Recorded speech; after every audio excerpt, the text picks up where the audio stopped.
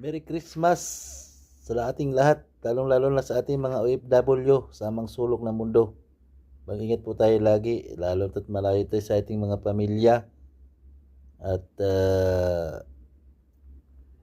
enjoy lang natin ang every moment na malayo tayo sa kanila. Alam naman natin na ginagawa natin ang lahat para sa kanila. So, pray lang tayo, magpakatatag tayo dahil malayo tayo sa anumang mga selebrasyon.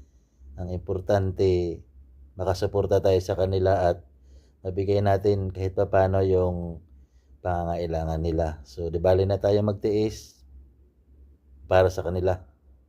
Ang importante, makasurvive tayo.